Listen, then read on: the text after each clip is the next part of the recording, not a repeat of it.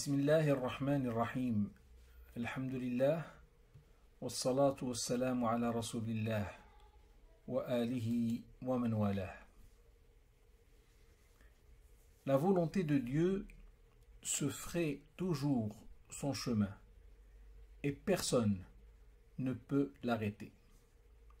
Les musulmans ont intérêt à ne pas emboîter le pas aux juifs qui, par leur conduite entêtée avec les prophètes qui vinrent à eux, ont montré que le chemin qu'ils ont suivi n'est pas celui que doit emprunter tout individu recherchant l'agrément divin. Ils en firent voir de toutes les couleurs à Moïse, leur sauveur. À peine avait-il traversé la mer Rouge et vu celui qui les avait torturés, c'est-à-dire Pharaon, périr dans les flots, à peine avait-il vu cela, qu'ils lui demandèrent de leur désigner un Dieu qu'ils puissent adorer.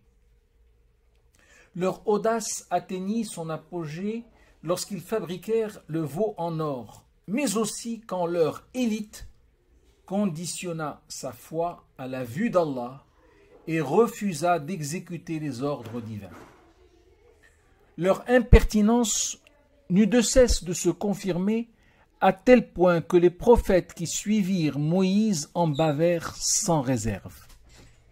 Certains furent persécutés et d'autres sauvagement assassinés. Il n'était donc pas étonnant de voir les Juifs de Médine se conduire à l'image de leurs ancêtres. Ils savaient pertinemment que Sidna Muhammad sallallahu alayhi wa sallam n'était pas un imposteur. Et pourtant, ils ne purent s'empêcher de le traiter de tous les maux et ne ménagèrent aucun effort pour faire que sa mission se solde par un échec. Le verset numéro 88 dévoile cet état de fait de manière très claire, ne laissant aucune place aux supputations. Dieu y dit: وَلَمَّا جَاءَهُمْ كِتَابٌ مِّنْ عِندِ اللَّهِ مُصَدِّقٌ لِمَا مَعَهُمْ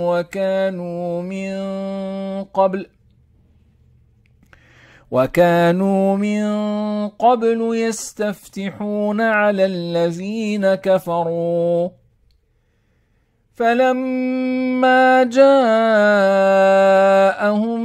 مَّا عَرَفُوا كَفَرُوا بِهِ فَلَعْنَةُ اللَّهِ عَلَى الْكَافِرِينَ.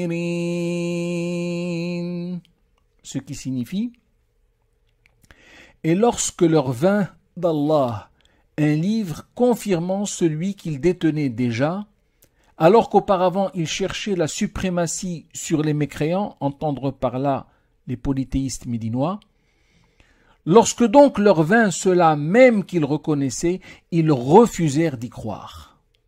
Maudits soient donc les négateurs. D'abord, ils dirent que leurs esprits sont inabordables. C'est F, le verset précédent. Et voilà qu'ils n'hésitent pas à se contredire, pourvu qu'ils n'aient pas à reconnaître l'évidence. Le fait est que, bien avant la venue de Sayyidina Muhammad sallallahu alayhi wa sallam, ces mêmes juifs de Médine, qui maintenant refusent de lui reconnaître sa prophétie, promettaient à leurs voisins arabes médinois un piètre avenir. Ils leur affirmaient que lorsque le nouveau messager serait là, il serait à ses côtés et prendrait grâce à lui et au soutien divin dont il bénéficiera, il prendrait le contrôle de toute la péninsule arabique. Il priait même avec ferveur afin que l'époque de ce nouvel envoyé arrive et que leurs rêves s'accomplissent enfin. Or, voilà que lorsque cet envoyé déclina son identité et apporta le Saint-Coran comme preuve de sa sincérité, ils le dénigrèrent et firent preuve d'une obstination injustifiée. À l'instar de leurs aïeux avec leurs prophètes respectifs, les Juifs de Médine ne firent pas dans la double mesure. ils traitèrent Sidna Muhammad sallallahu alayhi wa sallam d'imposteur, et rares sont ceux qui prirent la décision de reconnaître la vérité. C'est, nous semble-t-il, cette contradiction avérée qui, malgré leur foi affichée en Dieu, leur a valu d'être traités d'incrédules et de mériter d'être maudits à jamais, au même titre que n'importe quel autre négateur. La question qui s'impose à nous maintenant est pourquoi un tel entêtement? La réponse à cette question nous est livrée dans le verset numéro 89 du chapitre de la Génisse, bien sûr, dans lequel Allah subhanahu wa ta'ala dit بِئْسَ مَا اشْتَرَوْا بِهِ أَنفُسَهُمْ أَن يَكْفُرُوا بِمَا أَنزَلَ اللَّهُ. Ce qui signifie comme est vil ceux contre quoi ils ont troqué leurs âmes en ne croyant pas en ce qu'Allah a révélé. Il s'agit là d'une image. Une image qui compare le comportement des Juifs lorsqu'ils refusent de croire en Mohammed sallallahu alayhi wa sallam et de considérer le Saint-Coran comme livre de Dieu à un vendeur qui intentionnellement troque sa marchandise à perte et se retrouve tout logiquement sur la paille. C'est comme s'ils avaient accepté de vendre leur propre personne à un prix aussi vil que celui de la mécréance. Mais, in fine, qu'ont-ils gagné dans cela? En fait, leur démarche n'était motivée que par la haine qu'engendre la jalousie. Et c'est pourquoi il est dit juste après, toujours dans le verset numéro 89, بغيا أن ينزل الله من فضله على من يشاء من عباده. Ce qui signifie révolté à l'idée qu'Allah, de par sa grâce, octroie ses faveurs à qui il veut parmi ses serviteurs. La cause de leur entêtement est donc évidente. Elle réside dans leur refus de perdre la prophétie au profit d'un individu qui ne soit pas juif.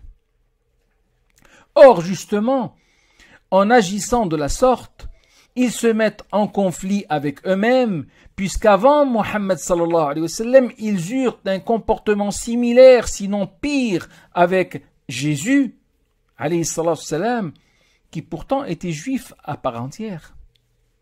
Autrement dit, ils traitèrent Mohammed sallallahu alayhi wa sallam d'imposteur uniquement parce qu'il n'était pas de la filiation israélite. Mais cela ne peut que se retourner contre eux. Car cela témoigne d'un orgueil démesuré qui fait que celui qui le porte pense être supérieur aux autres. Malheureusement pour eux, ce type de comportement est honni par Dieu, qui promet à quiconque s'empare le pire des châtiments.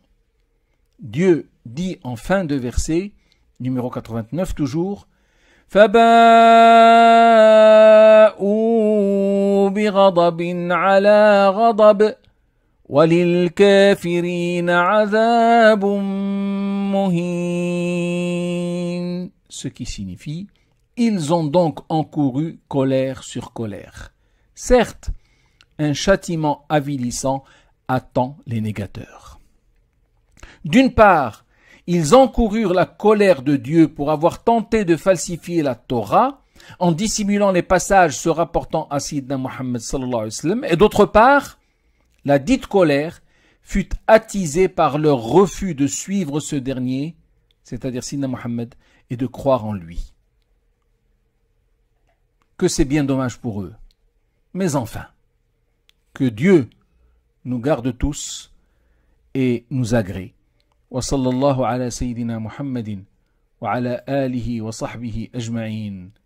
Walhamdulillahi rabbil alamin.